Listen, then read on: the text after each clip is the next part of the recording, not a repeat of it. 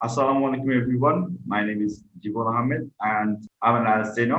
আজকে আড্ডা with Jibon sir অথবা আড্ডা উইথ জীবন আজকে আমার একজন স্টুডেন্ট আছে যে কানাডাতে আছে।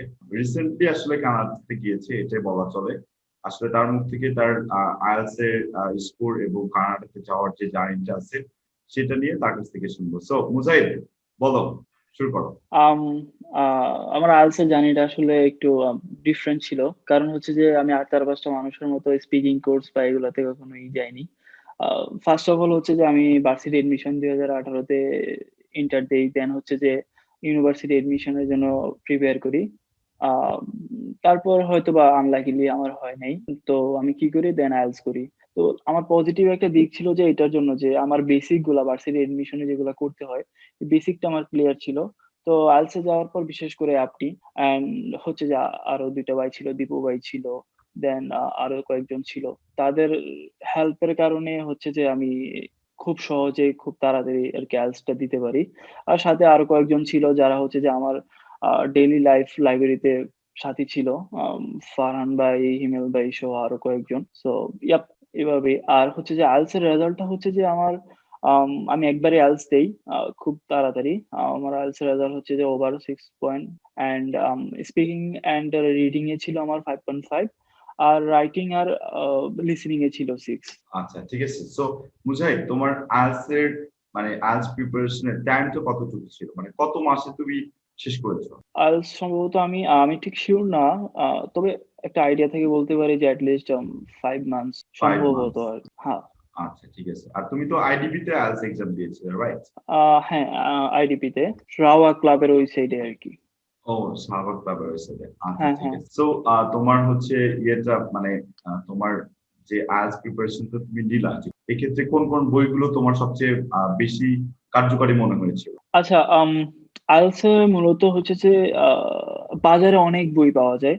আ এমন অনেক বইয়ের শিরোনাম আছে যে বইটা নিলেই দেখা যায় যে 9 পাওয়ার মতো ওরা নিশ্চয়তা দিয়ে দেয়।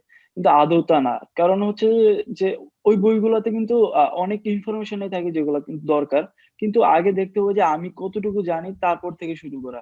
তো obviously আমি তখন ক্যামব্রিজের যে সবগুলা মডিউল দেন হচ্ছে আপনি কয়েকটা বই সাজেস্ট করছিলেন স্পিকিং এর জন্য, রাইটিং এর জন্য। তো ওই বইগুলো আমি আস্তে, আস্তে করে ফলো করছি।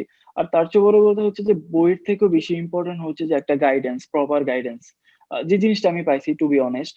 আ আমি যখনই যাইতাম আপনার কাছে একটা রাইটিং নিয়ে বা কিছু একটা নিয়ে, আপনি দেখাই দিতেন। হোক ২ মিনিট, ৪ মিনিট, ৫ মিনিট। এই জিনিসটা খুব বেশি ইম্পোর্টেন্ট ছিল। কারণ বই তো অনেকগুলাই থাকে আর হাজারটা বই পাওয়া যায়। কিন্তু দেখা যায় যে কি আপনি যদি প্রপার গাইডেন্স না পান বা কেউ যদি আপনার যে এক্সাক্ট আপনার কোথায় ভুল হইতেছে ওগুলা যদি না ধরে দেয়, তাহলে আপনি মেক সিউর করতে পারবেন না যে আপনার আসলে কোথায় ভুল হইতেছে। খুবই গুরুত্বপূর্ণ কথা বলছো। আচ্ছা, এখন বিষয় হচ্ছে তোমার তুমি কয় ঘন্টা পড়তা পার ডে? পার ডে পড়ার যে ইয়েটা ছিল তোমার? বেসিক্যালি হচ্ছে কি যে আইএলটিএস তো আম আইএলটিএস জিনিসটা হচ্ছে যে মূলত ইংলিশ আম টেস্ট করা আরকি, ইংলিশ প্রোগ্রাম। তো আমার কি হইছে যে আমি ইংলিশটা হচ্ছে যে আমি যদিও সায়েন্সের স্টুডেন্ট ছিলাম। ফিজিক্স, কেমিস্ট্রি ওইগুলা থেকেও আমি বেশি ইংলিশটা আমার ভাল লাগতো। তো দেখা গেছে যে সামহাউ আমি ভার্সিটি অ্যাডমিশন কোচিং এ করছিলাম। এই কারণে আমার একটা ফ্লো ছিল। যেমন না যে হুট করে থেমে যাওয়া। দেন আমি গ্রুপ ছিল ওই যে আমার মূলত বেশিরভাগ সময় কাটছে লাইব্রেরিতে। আমি যেহেতু ছিলাম মেসে, সেহেতু মেসে পসিবল ছিল না আমার যে বাসায় পড়ালেখা করা। তো আমার লাইব্রেরিতে যাওয়া লাগতো। আর তার চেয়ে বড় কথা হচ্ছে যে লাইব্রেরিতে আমি একটা গ্রুপ পাইছিলাম, যেটা কোম্পানি যেটাই বলে ৩-৪ জন ভাইয়ার। ফখরুল ভাইয়াও ছিল। ওরা সিনিয়র ছিল, অনেকদিন ধরে করতো। ওরাও অনেক আমার হেল্প করতো। তো এই কারণে কি হইছে যে আমি হয়তোবা শুরু করছি সকাল ১০টা ১০:৩০ থেকে দুপুর ১২টা পর্যন্ত। দেন আবার বাসায় আসলাম। আবার দুপুরে লাঞ্চ করলাম। দেন আবার শুরু করলাম ৩টা থেকে। এই তো সন্ধ্যা ৭টা-৮টা। তবে এটা এমন না যে এটা একটানা হইছে। বাট চেষ্টা করছি যে যতটুকু সম্ভব।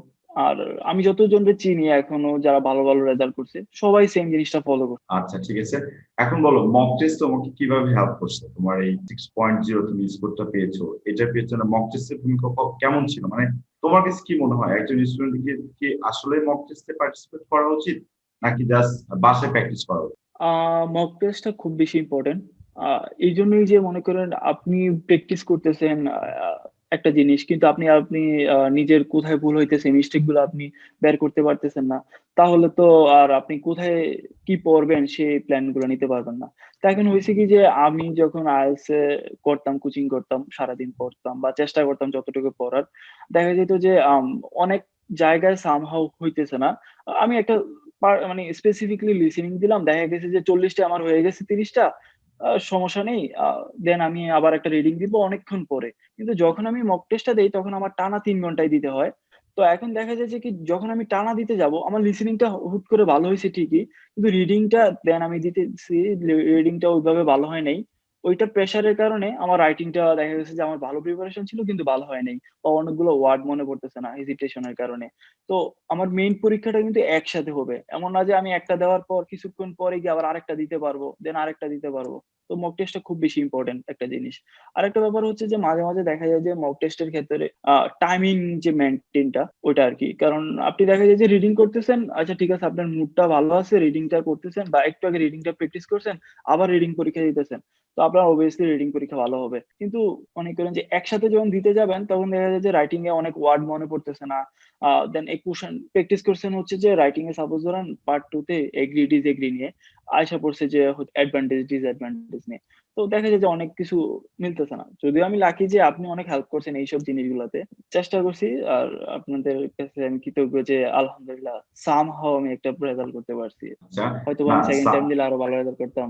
সেকেন্ড টাইম দেওয়ার কথাটা আমি এখনই বলতাম তোমাকে। অবশ্যই সেকেন্ড টাইম দিলে তোমার 6.5 প্লাস আসতো, বিকজ ফার্স্ট টাইমে মানুষের একটু প্রবলেম আসলে থেকে যায়, যে যে ভয়টা থাকে আর কি, উইকনেসটা থাকে, এটা তো তুমি আসলে বুঝে ফেলছো। এখন দিলে তোমার অবশ্যই একটা ভালো ব্যান্ডেজ আসবে। তার চেয়ে বড় কথা, তুমি এখন কানাডাতে আছো, তুমি প্রসেস করছো বা কানাডাতে আছো, কোন সাবজেক্টে আছো, হ্যাঁ, তোমার প্রসেসের জার্নিতে কতদিন ছিল, আসলে কিভাবে গিয়েছো, সেটা একটু এক্সপ্লেন করতাম। আমি কানাডাতে অলমোস্ট ১১ মাসের মতো সম্ভবত। আমি হচ্ছে যে গত বছরের ডিসেম্বরের দিকে আসছিলাম। তো কানাডার লাইফের জার্নির চেয়েও বেশি ইম্পোর্টেন্ট ছিল যে আমার ফুল প্রসেসটা। কারণ আমি ১১ মাসে এখানে যা জিনিসগুলা মানে জানছি, শিখছি বা স্ট্রাগল জিনিসটা ফেস করছি, তার থেকেও বেশি গুরুত্বপূর্ণ আমার জন্য ছিল যে তার আগে জার্নিটা যখন আমি আইএলটিএস করতাম, দেন হচ্ছে যে ফুল ফাইলটা আমার নিজের ফাইলটা আমি প্রসেস করছিলাম তখন। কারণ হচ্ছে যে আ কানাডাতে হচ্ছে এখানে ভালো একটা সুযোগ আছে। সবাই আসতে চায়। একসাথে ১২ জন যদি ফাইলটা সাবমিট করে, দেখা যায় যে আপনারা কিন্তু ১২ জনেরই ভিসা দিবে না। হাইয়েস্ট গেলে ৩ জন ৪ জন দিবে। কারণ আমি নিজে চেক করছিলাম ওই সময় যে বাংলাদেশের ভিসা রেশিও হচ্ছে সম্ভবত 40% এর মতো, অথবা 34%, যা খুবই কম। তো আমি সেজন্য আরকি কি কারণে আপনার ভিসা রিজেকশন হয়, কি জিনিস এড করা যাইতে পারে, তো ওই জিনিসগুলো আমি ট্রাই করছিলাম। তো আমার মোটামুটি একটা ভালো এখন আইডিয়া আছে। আমি জানি না আমার যে এটা কতটুকু কাজে লাগবে কিনা। যে একটা স্টুডেন্টের যে ফাইল রেডি করার জন্য কি করা লাগতে পারে, কি ফাইল জমা দেওয়া লাগতে পারে, রেজাল্ট কি থাকলেও হয় এট লিস্ট। তো আর এখানে আসার পর তো আমি মনে করেন যে ইউনিভার্সিটি, কলেজ যা আছে, কোন প্রভিন্সে কতটুকু পয়েন্ট ক্যারি করে, রিকোয়ারমেন্টস কি, ওগুলা সম্পর্কে আমার মোটামুটি একটা আলহামদুলিল্লাহ আইডিয়া আছে। এই আরকি। আর আমি এখন আছি হচ্ছে আ ইয়াতে টরন্টোতে। ডাইরেক্ট টরন্টোতেই নামছিলাম। সেনেকা কলেজে আসছি, obviously আইটি তে ছিলাম। দেন হচ্ছে যে আমি ৬ মাস হচ্ছে ৪ মাসের মতো আসার পর আমি আসলে বুঝতেছিলাম না যে কারণ সবকিছু আমার জন্য নতুন ছিল। তাই আমি ডেফার করি। ডেফার করে দেন আমি সামার থেকে শুরু করি আরকি। আর তারপর তো করোনা। আ করোনার কারণে তো মানে মনে করেন যে সব অনলাইন ক্লাস। এখনো স্টিল অনলাইন ক্লাস চলতেছে। ফার্স্ট এর দিকে কিছুদিন গিয়ে ইন ক্লাস জয়েন করছিলাম। দেন হচ্ছে যে আর অনলাইনেই। আমি হয়তোবা এখন আমি জানি না। জানুয়ারি সেশনে সম্ভবত অনলাইনে হবে। আ হয়তোবা অনেকে প্রেডিক্ট করতেছে যে মার্চ মানে মে সেশনেও হয়তোবা অনলাইনে হবে। সো তোমার কলেজের নাম হচ্ছে সেনেগা ইউনিভার্সিটি কলেজ, তাই তো? হ্যাঁ, সেনেগা college of arts and technology. ও, arts and technology, that's very good. আচ্ছা, এখন তোমার তো ডিপ্লোমা কোর্স, রাইট? জি। আচ্ছা, এখন ডিপ্লোমা কোর্সে যাওয়ার জন্য আসলে কত পয়েন্ট লাগে এসএসসি? এটা একটা কমন কোশ্চেন, যদি আমরা লাইভে থাকতাম অনেক কোশ্চেন আসতো এই আচ্ছা। ধরনের। হ্যাঁ, obviously ডিপ্লোমার জন্য মূলত ডিপেন্ড করে। তবে এট লিস্ট রিকোয়ারমেন্ট হচ্ছে আমি যতটুকু জানি যে 3.8 হইলেও হয়। কারণ আমি একজনকে শুনছিলাম। আমার মানে লিস্ট আইডিয়া নাই, বাট আমারে যে ভাইগুলা ছিল যারা অলরেডি কানাডাতে ছিল তারা আমারে বলছিল যে লিস্ট 4 লাগে। বাট অনেককে দেখছিলাম আমি এখানে আসার পর যে 3.8 ও হইছে। বাট আমার মনে হয় যে এটা ডিপেন্ড করে। আপনি মনে করেন একটা কলেজ বা ইউনিভার্সিটিতে এপ্লাই করছেন যে অফার লেটারের জন্য। এখন তারা তো সবাইরে অফার লেটার দিবে না। তারা যাদেরকে ভর্তি করাইতে পারবে তাদেরকে অফার লেটার দিবে। তো ওই হিসাবে হয়তোবা একটা কম্পিটিশন থাকে। আর এখন তো আরো বেশি অনেকে এপ্লাই করতেছে। বাট এটা ডিপেন্ড করে আরকি। বাট পাওয়া যায় ইজি এটা। কলেজে এডমিশন করা মানে এমন না যে আপনার অনেক 5.5 হইতে হবে সিজিপিএ মানে জিপিএ। বাট আপনার মনে করেন যে আইএলটিএস রেজাল্টটা ভালো হইলে হয় আরকি। তাহলে ভিসার ইস্যু। কারণ আপনি অফার লেটার সামহাউ ম্যানেজ করতে পারবেন। কিন্তু আপনি যদি ভিসাই না পান তাহলে অফার লেটার দিয়ে কোন কাজ নেই। হ্যাঁ, এটা তো সত্য কথা। আচ্ছা, এখন আর্নিং সোর্সটা কিভাবে মেনটেন করতেছো? আসলে তোমার যে আর্নিংটা করতেছো, করোনার কারণে হয়তো বা বেশি আর্নিং হচ্ছে না। তারপর সামহাউ যে আর্নিং করতেছো, সেটা দিয়ে আসলে কি কলেজের সমস্ত কস্ট বা অ্যাকোমোডেশন, ফুড, মেডিকেল ইন্স্যুরেন্স সবকিছু কমপ্লিট কি হচ্ছে তোমার? এই কোশ্চেনটা না মানে আমি সত্যি কথা বলতে কি একটা যখন যে মানুষটা কানাডা বা বাহিরের দেশটা নিয়ে আসার প্ল্যান করে তার ফার্স্ট একটা কোশ্চেন থাকে হচ্ছে আমি ওই দেশটাতে গিয়ে কি যে সব কাজ করে বা জব করে কি সব টাকা আমি নিজে দিতে পারবো? এই প্রশ্নটা আমারও ছিল যখন আমি আইএলটিএস করতে শুরু করি। আমি এখন নিজে আসছি এই জিনিসটা ফেস করতেছি, রিয়ালাইজ করতেছি। তো আমি টু বি অনেস্ট যেটা বলি যে এটা করা যায় বাট কোয়াইট টাফ। কেন?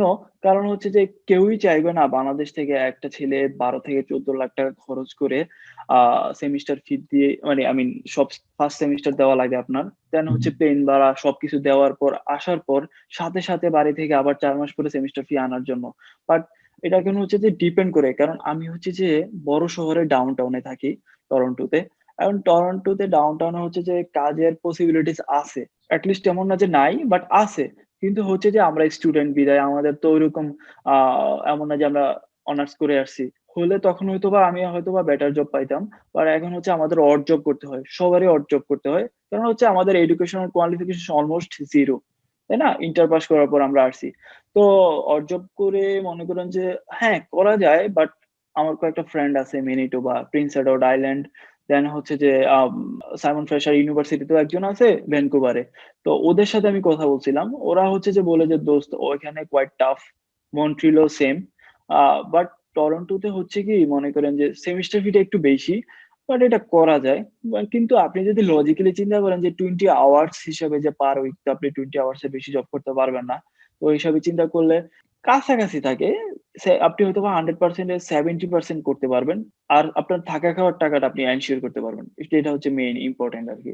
আচ্ছা, এখন অনেকেই তো আর্নিং করতেছে, তাই না? কতটুকু সত্যতা ভাই? এটা একটু এক্সপ্লেইন করো।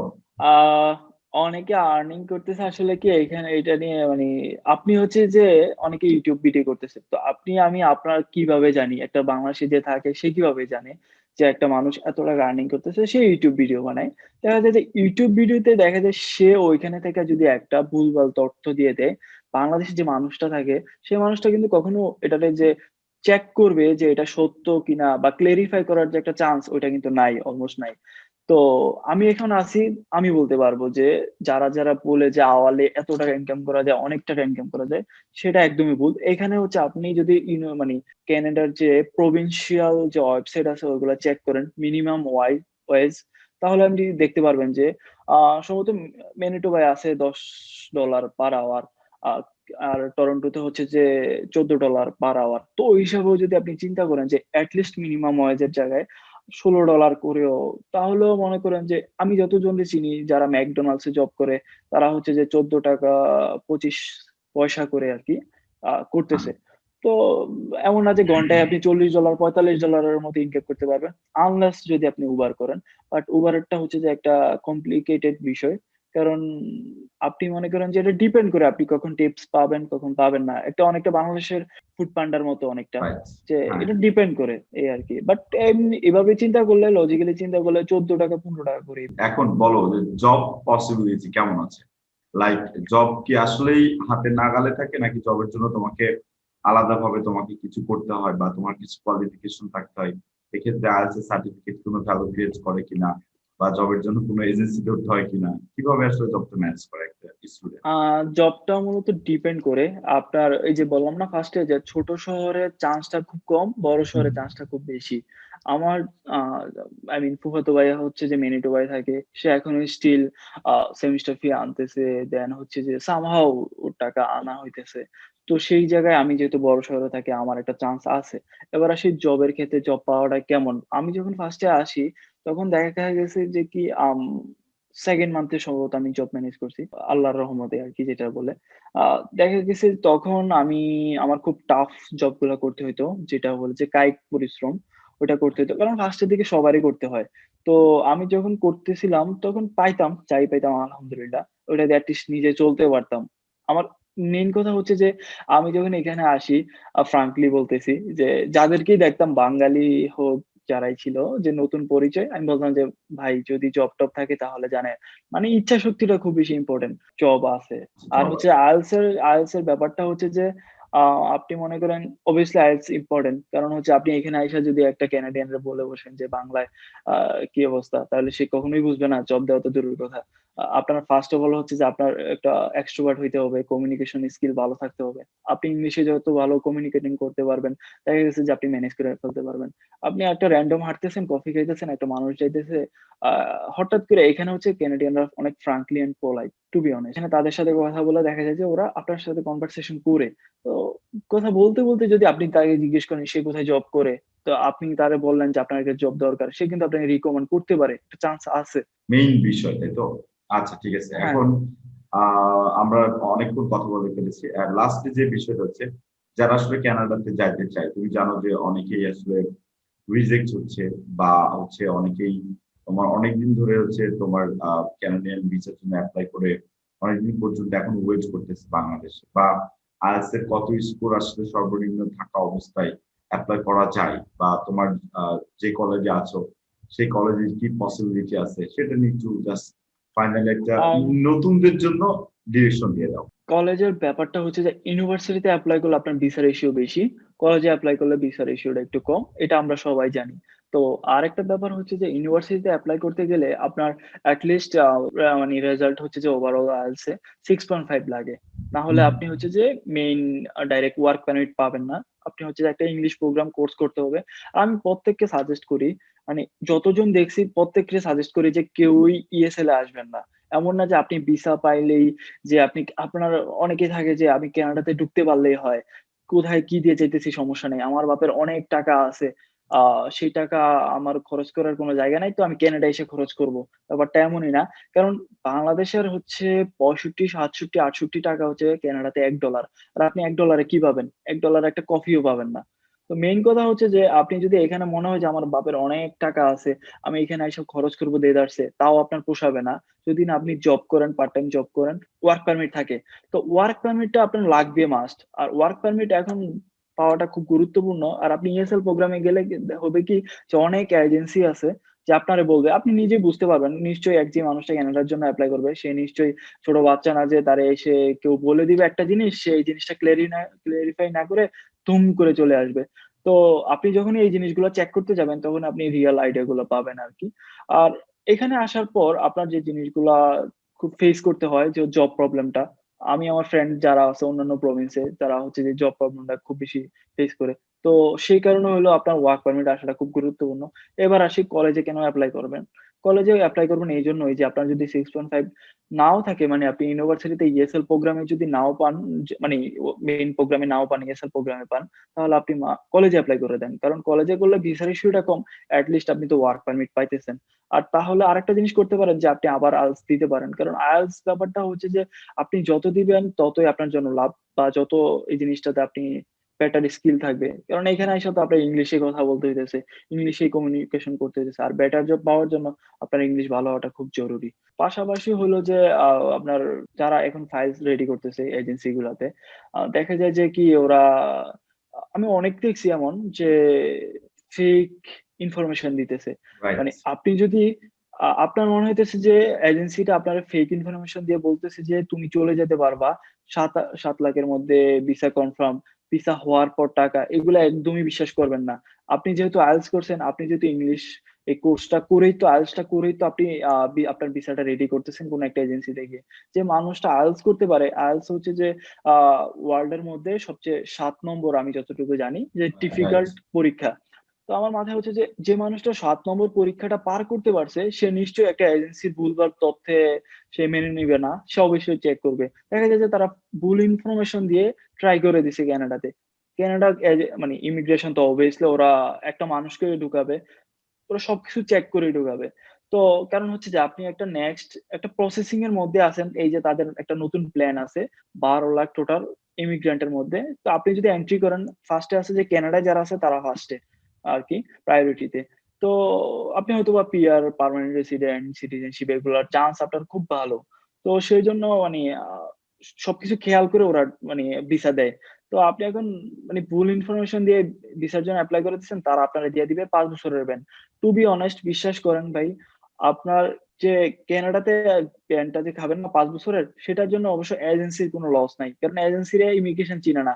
চিনে হচ্ছে আপনাকে, কারণ পাসপোর্টটা আপনার। তো দেখা গেছে যে কি সে কারণে পাসপোর্টে আপনি আর কখনো এপ্লাই করতে পারবেন না। যদিও ৫ বছরের জন্য আছে, আপনি আইএলটিএস করছেন নিশ্চয়ই একটা বাহিরের কান্ট্রিতে যাওয়ার জন্য, পড়ালেখার জন্যই। আপনি তখন দেখা যাবে যে জার্মানিতে এপ্লাই করতে পারতেছেন না, বা তারাও আপনার ভিসা দিতেছে না, কোরিয়াও ভিসা দিতেছে না।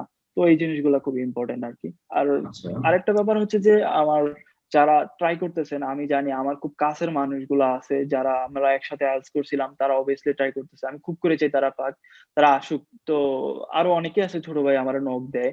তো আমি বলি যে আপনার কানাডায় আসতে হবে এমন না। এমন না যে আমি কানাডায় আছি বলে যে এমন। দেখুন কি বাহিরে পড়ালেখাটা খুব বেশি গুরুত্বপূর্ণ এইজন্যই যে আপনি যদি বাহিরে পড়তে যান, তাহলে আপনি নতুন, নতুন জিনিস সম্পর্কে আইডিয়া পাবেন। কম্পিটিটিভ লাইফটা সম্পর্কে আপনার আরো বেটার আইডিয়া হবে। আপনি নিজেও হচ্ছে মালয়েশিয়া থেকে পড়ালেখা করছেন। আপনি obviously জানেন এই ব্যাপারগুলা, যে এক্সপেরিয়েন্স গুলা কেমন। এই তো কানাডায় আসতে হলে এই জিনিসগুলো ফলো করবেন। আর হচ্ছে যে IELTS করাটা খুব বেশি ইম্পোর্টেন্ট। কারণ IELTS এর রেজাল্ট ছাড়া আপনি বিশ্বাস করেন যত এজেন্সি বলুক না কেন যে IELTS ছাড়া আপনাকে পাঠায় দিবে, এটা পসিবল না। আর আসলেও আপনার জীবনের যে কি লেভেলের ঝড়-ঝক্কা মানে ফেস করতে হয় আপনি চিন্তাও করতে পারবেন না। সো IELTS করাটা খুব বেশি ইম্পোর্টেন্ট। আর আমি যতটুকু জানি ভাইয়া, আপনি খুব হেল্পফুল ছিলেন আমার ক্ষেত্রেও। আ আশা করি যারা হেল্প নিতেছে আপনার থেকে হেল্প নিবে। কানাডাতে আসার জন্য ট্রাই করবে, IELTS করতে চাইবে। আপনিও ওদেরকে সেম জিনিসটা হেল্প করবেন, সেম ভাবে হেল্প করবেন। সেটা আমার আপনার কাছে আচ্ছা, এখন রিকোয়েস্ট। তোমার কাছে আরেকটা গুরুত্বপূর্ণ কোয়েশ্চেন, ঠিক আছে? সেটা হচ্ছে ফেক এজেন্সি চেনার উপায় কি? মানে তুমি তো অনেক এজেন্সিতে, আমার জানা মতে তুমি না, তুমি, হিমেল, ফারহান, ফখরুল ভাই, আর তোমাদের সাথে আরো ২ জন ছিল। টোটাল মনে হয় ৬-৭ জনের মানে একটা বেস থেকে বের হয়েছে তোমরা, ঠিক আছে? এখন হ্যাঁ, অনেক অনেক মানে ঢাকাতে এমন কোনো এজেন্সি আমার মনে হয় না যে বাদ দিছো যেটাতে তোমরা যাও নাই। এখন এই ফেক এজেন্সি গুলো তো অনেক টাকা নিয়ে নিচ্ছে, তুমি নিজেও জানো। অনেকে তোমার হাতে পাসপোর্ট নিয়ে মনে হয় যে এখনই তোমার ফ্লাই করার টিকিট দিয়ে দিচ্ছে। এরকম স্বপ্ন কিন্তু অনেক এজেন্সি দেখাচ্ছে। এখন হ্যাঁ, ফেক হ্যাঁ। এজেন্সি চেনার উপায়টা কি একটু বলে দাও, যেন যারা এই ভিডিওটা দেখবে তারা যেন বুঝতে পারে যে আসলে ফেক এজেন্সি আসলে কিভাবে চিনতে পারে না। ফেক এজেন্সি অ্যাকচুয়ালি ব্যাপারটা হচ্ছে যে এজেন্সি আপনারা সেম ইনফরমেশনটাই দিবে যেটা হচ্ছে যে কেনাডার ওয়েবসাইটে আছে। তো এমন না যে তারা এসে যে তাদের সাথে ইমিগ্রেশনের হাত আছে, যে ইমিগ্রেশন এটা বলে শুধু তাদেরকেই বলে তারা এসে আপনাকে বলে, এমন কোনো নিউজ তাদের কাছে নাই। তবে একটা জিনিস কি, ওরা হচ্ছে যে আপনারে এমন এমন নিউজ দিবে যেগুলো হচ্ছে যে আপনি আর কোথাও শোনেন নাই। যেমন আমি একটু একটা মানে উদাহরণ দিই। আমার খুব করে মনে আছে, আমি যখন একটা এজেন্সিতে গেছিলাম, সম্ভবত নামটা বলতে চাই না। ওই এজেন্সিতে হচ্ছে যে আপনার আগেই টাকা নিয়ে নিবে, আপনি IELTS করুন আর না করুন। ওরা হচ্ছে যে বলেই দিবে যে আপনার ভিসা সিওর IELTS ছাড়া, যেটা কখনোই পসিবল না। কারণ আপনি যদি একটা কলেজেও এপ্লাই করতে যান, তাহলে দেখা গেছে যে কি আপনার রিকোয়ারমেন্টস ৩ টা রিকোয়ারমেন্টস লাগে। এইচএসসি, এসএসসি সার্টিফিকেট অ্যান্ড হচ্ছে IELTS। আর IELTS টা হচ্ছে এমন যে আপনি ফেক করে বানিয়ে একটা দিয়ে দিবেন ফটোশপ করে, এটা পসিবল না। কারণ আপনি যদি এখনো IELTS এর ওয়েবসাইটে ঢুকেন, তাহলে আপনার ৫ বছর আগের রেজাল্টটা কি ছিল এটা এখনো বের করে ফেলতে পারবেন ২ মিনিটে। তো রাইট। যেসব এজেন্সি বলে যে IELTS ছাড়া এপ্লাই করা, আ আপনি ইজিলি কানাডা যাইতে পারবেন, এটা একদমই ভুল। আর আরেকটা জিনিস হচ্ছে যে আমি এখন মানে যে জিনিসটা আমার মনে হইতেছে যে ১২ লাখ টোটাল ইমিগ্রেন্ট আনবে কানাডাতে। ইমিগ্রেন্ট ১২ লাখের মধ্যে কিন্তু আমরা যারা অলরেডি কানাডাতে আছি, ইন্টারন্যাশনাল স্টুডেন্ট, দেন হচ্ছে যে আরো বিভিন্ন ক্যাটেগরিতে যারা আছে, তারা কিন্তু অলরেডি আছি। তো তারা ছাড়া হচ্ছে যে আরো বাকি যে মানুষগুলা থাকে। কিন্তু বাঙালি বিভিন্ন এজেন্সি আছে, আমি যতটুকু আইডিয়া নিছি আমার ফ্রেন্ড বলতেছিল যে শুধু বাংলাদেশ থেকেই নাকি ১২ লাখ নিবে। মানে রাইট। মানে just it doesn't make sense, right? আর কিছু ব্যাপার আছে যে ওরা মাঝে, মাঝে বলবে যে আপনার এই ব্যাংকের টাকাটা ওইটা হচ্ছে যে আমরা দেখাই দিব, এটা দেখাই দিব। এটা আসলে কিন্তু ঠিক না। কারণ হচ্ছে মানে আপনি জাস্ট ২ দিন একটা ব্যাংকে টাকা রাখছেন ২ দিনের জন্য। যে এপ্লাই করার আগ থেকে এপ্লাই করার পর পর্যন্ত টাকাটা রাখার পর আপনি জাস্ট বলতেছেন যে আপনি ইমিগ্রেশন রে বুঝানোর চেষ্টা করতেছেন এই টাকাটা আপনার। এটা কিভাবে সম্ভব একটা জিনিস। আর আমি অনেককেই দেখছি একটা ব্যাংকের নাম ছিল কি জানি? ওই ব্যাংকে দেখা যেত যে কি আপনি এপ্লাই করবেন, ওই সময় ব্যাংকে টাকাটা রাখবে। ২ দিন পরে ওরা এপ্লাই করার সাথে, সাথে টাকাটা উঠিয়ে নিয়ে নিবে। জাস্ট একটা ব্যাংক স্টেটমেন্টের জন্য। যেগুলা হচ্ছে যে মানে আ লজিক্যাল না। আপনি মানে সিউর ভিসা পাবেন না এবং আপনি যে ভুল ইনফরমেশন দিছেন সেজন্য আপনি ৫ বছরের ব্যান খাবেন। সো এই জিনিসগুলা খুব কেয়ারফুলি হ্যান্ডেল করতে হবে আরকি। আর তো যারা ট্রাই করতেছে কানাডাতে তাদেরকে আমি বলব যে IELTS টা করবেন। যে মানুষটা IELTS করতে পারে সে মানুষটা ইনফরমেশন গুলা নেট থেকেও বের করতে পারে। কারণ আপনি YouTube থেকে বিভিন্ন এই যে আপনার জীবন IELTS YouTube চ্যানেল আছে। তারপর হচ্ছে যে আ ফারহান ভাইয়ের একটা YouTube চ্যানেল আছে। তো ঐসব চ্যানেল গুলাতে যদি আপনি চেক করেন যারা অলরেডি IELTS দিয়ে দিছে, এগুলো চেক করে আপনি প্রপার ইনফরমেশন গুলা পাইতেছেন। তাহলে আপনি কেন একটা এজেন্সির কথায় বিশ্বাস করবেন? আপনার তো অনেক সুযোগ আছে। YouTube, ওয়েবসাইট, কানাডার অফিসিয়াল ওয়েবসাইট, দেন আরো অনেক সুযোগ আছে। অসংখ্য ধন্যবাদ। বুঝছো, তোমার এই তথ্যগুলো অবশ্যই অনেকের কাজে লাগবে। আর ফাইনালি তোমাকে কি বলবো, ধন্যবাদ দিয়ে শেষ করে দিচ্ছি। কারণ এখন তো আর তুমি আমার কাছে নাই যে তোমাকে নিয়ে একটু সেকেন্ড ক্যাম্পাসে যাব, যেটা আমাদের অনেক পরিচিত জায়গা ছিল, অনেক আড্ডা টাড্ডা দিয়েছি। আ জানি না আর কোনোদিন তোমার সাথে এইভাবে ফিজিক্যালি দেখা হবে কিনা, বিকজ আমিও কোথাও না কোথাও অ্যাপ্লাই করতেছি, ট্রাই করতেছি পিএইচডির জন্য। দেখি কি হয়। আর আচ্ছা। না হওয়া পর্যন্ত তো এই যে অনলাইনে চলতেছে, আমরা ইমিডিয়েটলি একটা গ্রুপ করবো, বুঝছো। আমার হুম, যতগুলো হুম। স্টুডেন্ট কানাডাতে আছে, কান্ট্রি ওয়াইজ কয়েকজন তোমার অস্ট্রেলিয়াতে আছে, গ্রুপ করে সবার সাথে কানেক্টিভিটিটা বাড়াবো আর কি। বিকজ আমি আচ্ছা, চাচ্ছি এটা না যে জোস হবে। আমার স্টুডেন্ট এজেন্সিতে যায় টাকা দিয়ে আসুক, বুঝছো। ওই টাকাটা ওর নিজের থাক। বিকজ আমি যদি হ্যাঁ, তোমার হ্যাঁ। তোমার তোমার আইডিটা কোনো স্টুডেন্টকে দেই, সে কিন্তু বুঝতে পারবে যে না, মুজাহিদ আছে কোথায়, কানাডাতে। সো ওর কাছ থেকে তথ্যগুলো নিব বা এজেন্সিটা আমি চিনতে পারবো। আমার নিজস্ব স্টুডেন্ট প্রায় ৮-১০ জন এভাবে ধরা গেছে। আচ্ছা। আর বড় বড় এজেন্সি, মানে নাম বললে হয়তো বা কেসটেস হতে পারে, বাংলাদেশ অবস্থা তেমন মানে নাম প্রকাশ অনিচ্ছুক, বাট তারপর আমি হ্যাঁ, ফেসবুকে পোস্ট দিয়েছি ১৬টা এজেন্সির বিরুদ্ধে, যারা কিন্তু আমার স্টুডেন্টের কাছ থেকে অলরেডি টাকা নিচ্ছে ক্যানাডার নাম করে। সো আমি চাই না যে আর কেউ যাক, এই জন্য আসলে কানেক্টিভিটিটা বাড়াবো। এই জন্য আমি স্টুডেন্ট সার্চ করতেছি, বুঝছো, সবাইকে একসাথে নিয়ে আচ্ছা, আসবো। আচ্ছা। আম আপনার ভিডিওতে আমি হচ্ছে যে এই জিনিসটা এড করে দিয়েন। হ্যাঁ, আমি নেক্সট হয়তোবা ৩-৪ মাস পরে হয়তোবা YouTube চ্যানেল খুলবো। তোমার একটা 80 আচ্ছা। হয়ে গেছে, একটা 120, একটা হচ্ছে 50, একটা হচ্ছে 40। সো 4টা গ্রুপে তুমি অ্যাক্সেস জোস। পাবা। কোনো সমস্যা নাই, লাইভও করতে পারবা। আবার হচ্ছে ইউটিউবের ভিডিও ক্রিয়েট করে দেন তুমি ওখানে পোস্ট দিতে পারবা। জাস্ট অ্যাড হয়ে নে। তুমি অসম। একটাতে আছো মনে হয়, বাকি 3টাতে হ্যাঁ, অ্যাড ওই হয়ে যে নাও। আপনার বড় গ্রুপটাতে আছে। হ্যাঁ, হ্যাঁ, বড় হ্যাঁ। গ্রুপটাতে, এটা কোনো ব্যাপার না। মানে অবশ্যই স্টুডেন্টের ভালোর জন্য গ্রুপ মানে ব্লগ গুলো তৈরি হ্যাঁ, করো। অবভিয়াসলি ভাই। ঠিক আছে? আমি আপনাকে যে ইনফরমেশন গুলা দিতেছি সেগুলা নিয়ে আমি একটা নিজের ব্লগ বানাবো। হয়তোবা আমি কোথাও ঘুরতেছি এই যে আরে জোস আপনারা এই জিনিসটা তো না দেখালেই না। যে স্বপ্নটা হচ্ছে জীবন ভাই আমারে দেখাইছিল, এই স্বপ্নটার একটা পরিণতি তো আমি একটু জীবন ভাইয়ের শেয়ার করতেই পারি। Here you go. The snowfall in আচ্ছা, Toronto. ঠিক আছে। In Toronto snowfall. Good, good shot, man. You have done it. অনেক হ্যাঁ ভাই। সুন্দর লাগছে দেখে। যেটা আসলে আমার পক্ষে টাচ করা সম্ভব না, বাট তুমি টাচ করতেছো, এটা আমার কাছে অনেক ভালো লাগছে। জি ভাই, এই আর কি। ভালো লাগলো, কল দিলেন, কথা বললাম অনেকদিন পর। হ্যাঁ, অনেকদিন পর, প্রায় ১ বছর, ১০ মাস পরে, ১০ কি ১১ মাস পরে কথা হচ্ছে। হ্যাঁ ভাই, অলমোস্ট লাস্ট যেদিন ফ্লাইটে আসছিলাম সেদিন আপনার সাথে দেখা হয়েছিল, রাইট? হ্যাঁ, হ্যাঁ, বসুন্ধরার সামনে। তো রাফি আমার সাথেই আছে। অলমোস্ট ও হচ্ছে যে আর ২টা ব্লক পরে ও ডাউনটাউনে থাকে, আমিও ডাউনটাউনেই থাকি। হয়তো ও, ডিফারেন্ট বাসায়। আর হচ্ছে রুমি আপু তো ট্রাই করতেছে। রুমি আপু ভিসা পেয়ে গেছে অলরেডি। আপুর সাথে কথা হয়, উনি তো ব্রিটিশ কলম্বিয়াতে ঢুকবে আইসা। হ্যাঁ, আর হচ্ছে যে ফয়সাল ভাই, আমি যতটুকু জানি ফয়সাল ভাই হচ্ছে যে জার্মানির অফার লেটার পেয়ে গেছে। করোনার কারণে ওয়েট করতেছে যে মানে কি বলে ইমিগ্রেশন ফেস করার জন্য। হ্যাঁ, ইমিগ্রেশন ফেস করার পর হয়তোবা পেয়ে যাবে, আমি যতটুকু আইডিয়া করতে পারি। কারণ জার্মানির ব্যাপারটা হচ্ছে যে আপনি যদি অফার লেটার পান ইউনিভার্সিটি থেকে তাহলে আপনার ভিসা অলমোস্ট 50% কনফার্ম। তো হ্যাঁ, হ্যাঁ, এই আর রাইট। কি। ইনশাল্লাহ সবাইকে নিয়ে আসবো, বুঝছো, একটা করে মিটিং কল সবার সাথে হবে।